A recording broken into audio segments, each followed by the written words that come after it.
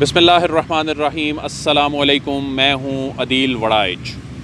Opposition تو مسلسل ایسے بیانات دے رہی تھی کہ حکومت کا جانا ٹھہر گیا ہے، اب اس حکومت کو جانا ہی ہوگا، لیکن وزیر اعظم عمران خان کے حالیہ تقریریں اور جو خطاب ہیں، اور خطاب بھی پارلیمنٹ کے فورم پر، اور خاص طور پہ جو آج ان کا خطاب تھا، تقریر تھی، اس نے کئی شکوک و شبہات کو جنم دیا ہے۔ وزیر اعظم عمران خان کو یہ کیوں کہنا پڑ رہا ہے کہ -1 ہو بھی گیا تو ان کو کوئی نہیں چھوڑے گا؟ وزیر اعظم عمران خان کو بار بار کیوں یقین دہانی کرانی پڑ رہی ہے، اپنے پارٹی کے لوگوں کو بھی اور پارلیمنٹ میں، قومی اسمبلی میں کھڑے ہو کر بھی، کہ حکومت کہیں نہیں جا رہی، کچھ نہیں ہوگا؟ تو ابھی حکومت کے 2 سال مکمل بھی نہیں ہوئے، تو ایسی سچویشن کیوں بن گئی ہے؟ کیا واقعی کوئی -1 کی تلوار منڈلا رہی ہے، یا کوئی حکومت کے جانے کے حوالے سے کہیں پر سازش پک رہی ہے؟ اس سارے معاملے پہ بات کریں گے۔ ہمارے ساتھ اسلام آباد کے سینئر انویسٹیگیٹو جرنلسٹ میاں شاہد محمود صاحب موجود ہیں۔ اکثر میاں صاحب کے ساتھ ہم بڑے اہم ایشوز پر بات کرتے ہیں۔ السلام علیکم میاں شاہد صاحب۔ وعلیکم السلام عدیل۔ میاں شاہد صاحب، یہ بتائیں کہ ابھی 2 سال مکمل نہیں ہوئے، ایسی باتیں پرائم منسٹر صاحب نے کرنی شروع کر دی ہیں کہ -1 ہو بھی گیا، تو یہ ہو بھی گیا تو کیوں کہنا پڑ گیا خان صاحب کو؟ کیا خان صاحب جو ہیں وہ کوئی مایوس ہو گئے ہیں؟ ان سے کیا انہوں نے بھی یہ سمجھ لیا ہے کہ وہ کوئی ڈلیوری یا تو نہیں کر پا رہے، یا ان کے رستے میں بڑے چیلنجز ہیں؟ آج بھی مافیا کی بات کرتے رہے، اور مافیا جو ان کے ایسا تاثر دے رہے ہیں وہ کہ مافیا ان کے سامنے کھڑا ہو گیا۔ عدیل، بڑے افسوس کی بات ہے کہ وہ حکومت جو لوگ جو ہیں پورا پاکستان لے کے آیا تھا، پورے پاکستان نے ووٹ دیے، جی ظاہر ہے، اور وہ حکومت 1.5 سال پونے 2 سال بعد جو ڈگمگانے لگی ہے، اس کی وجہ ہے اپوزیشن جو تھی، وہ جو اس وقت تک بالکل سوئی ہوئی تھی، اچانک جاگ پڑی ہے۔ وہ کیوں جاگ پڑی ہے؟ کیا ہوا ہے؟ ابھی کیا ہوا ہے؟ اس سے پہلے کیوں نہیں تھا؟ وجہ اس کی بڑی سادہ سی ہے۔ دیکھیں، اس سے پہلے آپ 2008 سے ہم بات کرتے ہیں، اس سے پہلے مشرف دور تھا، مشرف دور کو آپ چھوڑ دیں، 2008 کی ہم بات کرتے ہیں، اور اب تک 2 ادوار گزرے ہیں۔ ٹھیک ہے، 2 ادوار میں آپ کو کوئی رپورٹ، کبھی آپ نے رپورٹ کی تھی کہ کوئی انکوائری رپورٹ جو ہے سامنے آ گئی ہے؟ ہمیشہ رپورٹ اور تحقیقاتی کمیٹیاں بنانے کا مطلب یہی ہوتا تھا کہ رپورٹ بس فائلوں میں دب جائے گی۔ اب کمیشن بنا، اس کی رپورٹ آئی اور طاق میں رکھ دی گئی، یہی ہوا؟ جی ایسے ہی، بڑے لیول سے لے کر نچلے لیول تک یہی ہوتا تھا، اس لیے معاملات بڑے سموتھ چل رہے تھے۔ اب تحریک انصاف کی حکومت آئی ہے، بڑے اختلافات ہیں، ان سے گورننس کے ایشوز ہیں، ٹیم کے ایشوز ہیں، لیکن ایک چیز سامنے رکھیں، بات ذہن میں رکھیں کہ اس حکومت نے آتے ہی احتساب کا نعرہ لگایا اور احتساب شروع کر دیا، دھواں دار جناب، گرفتاریاں، یہ وہ سارا کچھ ہوا۔ اس کے بعد مافیاز جو ہیں وہ ایکٹیو ہو گئے، کیونکہ جن کا احتساب ہو رہا تھا اسی حلقوں میں مافیاز ہیں۔ گزشتہ حکومتوں کے اندر مافیاز تھے، حکومتیں کی ہیں مافیاز نے۔ انہوں نے بزنس اور سرمایہ کاری کو سلو اس پروسیس کو کر کے، میرا خیال ہے یہ تاثر دینے کی کوشش کی، اگر احتساب کریں گے تو پھر معیشت نہیں چلے گی، اکانومی نہیں چلے گی۔ ہاں، اور اس حکومت میں بھی مافیاز ہیں۔ جو مافیا اس حکومت میں، جو نمائندے اس حکومت میں موجود ہیں، وہ کیسے برداشت کریں گے کہ ان پر ہاتھ ڈالا جائے؟ دیکھیں، آپ کی رپورٹ آتی ہے IPPs پہ، IPPs اتنا سٹرونگ مافیا ہے اور انٹرنیشنلی سٹرونگ ہے، وہ آپ کو برداشت نہیں کرے گا۔ نمبر 1 رپورٹ آتی ہے چینی مافیا پہ۔ چینی مافیا ہمیشہ اتنا سٹرونگ رہا ہے کہ حکومتوں کو کمپرومائز کرنا پڑا ان سے۔ خود حکومت کے اندر ہوتا ہے وہ مافیا۔ ہاں، حکومت نہیں چل سکتی ان مافیاز کے علاوہ۔ اب ایک بندہ ہے، وہ مافیاز کو چیلنج کر گیا، اس نے ان کے خلاف رپورٹس آ رہی ہیں، ان کے خلاف تحقیقات آ رہی ہیں، عوام کو پتہ چل رہا ہے کہ یہ مافیاز ہے، پہلے نہیں پتہ چلتا تھا۔ تو پھر اس کے بعد کیا ہونا ہے؟ اب بندہ کون سا ہے؟ ایک ہی، اس کا نام ہے عمران خان۔ تو عمران خان نہیں مائنس ہونا ہے نا۔ یہاں بات آتی ہے ٹیم کی۔ عمران خان کیوں مائنس ہو؟ اگر اس کی ٹیم اپنی اتنی سٹرونگ ہو تو اس کو مائنس کون کر سکتا ہے؟ اس کو مائنس کوئی مافیا نہیں کر سکتا۔ لیکن بدقسمتی، دوسرا افسوس یہ ہے کہ عمران خان کے پاس وہ ٹیم نہیں ہے۔ عمران خان کے پاس وفاداروں کی ٹیم نہیں ہے۔ عمران خان کے پاس اچھے ایکسپرٹس جو ہیں ان کی ٹیم نہیں ہے، اچھے سیاستدانوں کی ٹیم نہیں ہے۔ عمران خان کے پاس افسوس سے کہنا پڑتا ہے کہ ترجمانوں کی ٹیم ہے، اور وہ ترجمانوں کی ٹیم ہے جو شتر بے مہار ہیں اور بے لگام گھوڑے ہیں۔ تو میاں صاحب اب ٹیم کہاں سے لائیں اس پارلیمانی نظام میں؟ مجھے اور آپ کو تو MNA کے امیدوار بننے پہ ووٹ نہیں ڈلنے، انہی کو ہی ڈلنے ہیں نا جو پہلے سے الیکشن لڑتے آ رہے ہیں۔ اس پارلیمانی نظام کا کوئی متبادل بھی ہے؟ یہ ہم تو اس پارلیمانی نظام کے متبادل پہ بات کرتے ہیں تو لوگ کہتے ہیں یہ سارے جمہوریت دشمن ہیں۔ دیکھیں، متبادل نظام جو ہے پارلیمانی سسٹم کا، مجھے بات بتائیں پہلے، میں اس پہ بھی آتا ہوں۔ اس نظام نے کیا دیا ہے؟ آپ نے کتنی بار اس نظام کو آزما لیا، درمیان میں مارشل لاز بھی آتے رہے، اس کو ہم گالیاں نکالتے ہیں مارشل لا کو۔ باقی جو ادوار آئے ہیں انہوں نے کیا دیا ہے؟ آپ کو بے روزگاری دی، آپ کو دہشت گردی دی، آپ کو اس پہ جو ہے وہ آپ کا ڈیویلیو ہوا، روپیہ ڈیویلیو ہوا، آپ کی معیشت تباہ ہوئی، آپ کی اخلاقیات ختم ہو گئیں، آپ کو دنیا میں کوئی نہیں جانتا ایز اے پاکستانی۔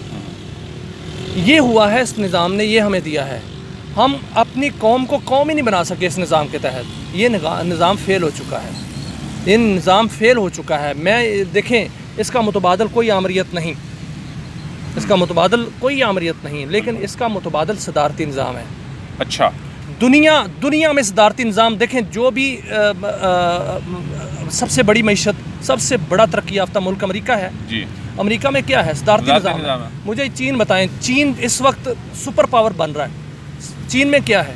جی وہاں بھی یہی کمیونزم کی آمیزش کے ساتھ ایک ایسا نظام ہے، بلکہ وہ تو بڑا سخت قسم والا نظام ہے۔ جو ایران نے قوم بن کے دکھایا، اس پر پوری دنیا کی پابندیاں تھیں، وہ کیوں اب قوم بن کے اب اس وقت تک جو ہے وہ ڈٹ کے کھڑا ہے؟ اس میں کیا تھا؟ اس میں بھی یہی نظام ہے کہ اس میں ایک انقلاب آیا تھا، اور ان انقلاب کے تحت جو ہے وہ نظام آیا۔ میں آپ کو بتاؤں، پارلیمانی سسٹم افسوس سے کہنا پڑتا ہے فیل ہو چکا ہے۔ اس کو ایک نئے نظام کی ضرورت ہے۔ نیا نظام صدارتی نظام ہے۔ صدارتی نظام جمہوریت کی بہترین مثال ہے، صدارتی نظام اسلامی جمہوریت کی بہترین مثال ہے، اور صدارتی نظام جو ہے وہ ایک بہترین جو نظام ہے وہ اچھا میاں صاحب، چلیں جی، آپ کی بات مان لی، اور ٹھیک ہے کہ ڈیولپڈ نیشنز میں جو پارلیمانی سسٹم ہے وہاں پر وہ جو ہنگ پارلیمنٹ بنتی ہے، ایون جو برطانیہ میں کہ حال ہی میں جو بریگزٹ سے پہلے جو کچھ ہوا ہے، مذاق بن کے رہ گیا معاملہ، وہ جو پارلیمانی نظام کی وجہ سے مذاق بن کے رہ گیا، اور اس کے بعد پھر الیکشن دوبارہ پھر وہ کروانے پڑے۔ اچھا میاں صاحب یہ بتائیں، صدارتی نظام مسئلے کا حل ہے، لیکن صدارتی نظام آنے کا بھی تو کوئی چانس نہیں لگ رہا۔ کون اس آئین کو تبدیل کرے، کون اس آئین کا سٹرکچر تبدیل کرے، کون وہ جو اس وقت ہمارے ملک میں تو جو سیاسی جماعتیں پارلیمان میں بیٹھی ہیں وہ تو ایسا سوچنے بھی نہیں دیتی، تو پھر تو یہ ہم صرف باتوں کی حد تک کی بات کر رہے ہیں۔ دیکھیں عدیل، آپ کا آئین آپ کو اجازت دیتا ہے نظام چینج کرنے کا۔ اچھا، آئین اجازت دیتا ہے نظام چینج کرنے کا۔ جمہوریت کس کو کہتے ہیں؟ جمہوریت کہتے ہیں عوام کی آواز، عوام کے لیے، عوام سے جو حکومت ہو اس کو جمہوریت کہتے ہیں نا۔ تو آئین میں یہ اجازت ہے کہ آپ عوام سے پوچھ لیں آپ کا کون سا نظام چاہیے، ریفرنڈم کرا لیں۔ آپ ایک انٹرم سیٹ اپ لا کے اور اس انٹرم سیٹ اپ میں ریفرنڈم کرا لیں، آپ چلے جائیں عوام کے پاس کہ یہ نظام چاہیے جس کا جو ہے وہ عوام جو ہے جس فیل ہو چکا ہے اور عوام اس سے نفرت کرنا شروع ہو گئے ہیں، یا کوئی اور نظام چاہیے، ان کے سامنے نظام رکھیں عوام کے سامنے، ہاں اور نہ میں ووٹ لے لیں ان سے۔ اگر ریفرنڈم ہو جاتا ہے، ہاں ریفرنڈم بھی ہے، ویسے فروغ نسیم صاحب نے بھی ایک دفعہ بات کی تھی، ریفرنڈم ہو جاتا ہے تو آئینی تقاضا ہے، اور آئین میں اجازت ہے اس کی، ریفرنڈم کی۔ آپ کا آئین کوئی نہیں توڑے گا، نہ کوئی آئین ٹوٹے گا، اس سے آپ نظام چینج ہو سکتا ہے۔ دیکھیں، اگر آپ نے یہ تجربہ نہیں کیا نیا نظام کا، تو خدا نخواستہ یہ جو پارلیمانی نظام ہے یہ ملک کو لے ڈوبا ہے۔ یہ کہیں ایسا نہ ہو کہ قومی سانحہ کوئی ایسا سامنے آ جائے، اس لیے اس وقت نئے نظام کی ضرورت ہے، نئی لیڈرشپ کی ضرورت ہے۔ میاں صاحب، میں زرداری کو لوگوں نے آزما لیا، نواز شریف کو آزما لیا، عمران خان کو بھی اب آزما لیا، اور عمران خان نے تو دوسرے سال میں ہی، کیا آپ کو نہیں لگتا کہ اس نظام کی وجہ سے انہوں نے ہاتھ کھڑے کر دیے؟ دیکھیں میری بات سنیں، نظام لیڈرشپ، مسئلہ لیڈرشپ کا ہے، لیڈرشپ کا فقدان ہے پاکستان میں۔ لیڈرشپ کیسے آئے گی؟ یہ نظام کیسے بدلے گا؟ نظام بدل کے نیا نظام جو ہے وہ پرفارم کیسے کرے گا؟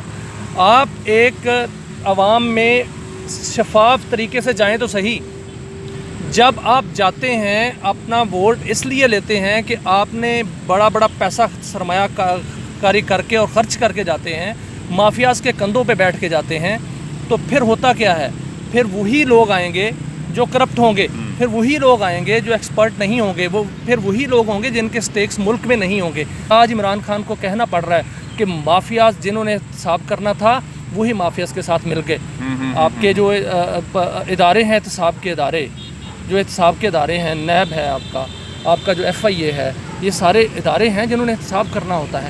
جب انہی کے لوگ جو ہیں مافیا کے ساتھ ملے ہوں گے تو پھر آپ احتساب کیسے کر سکیں گے؟ مجھے یہ بتائیں کہ چینی پر فورینسک رپورٹ ہو رہی تھی، آپ کو پتہ ہے کہ جو ایڈیشنل ڈائریکٹر نے کیا کیا تھا؟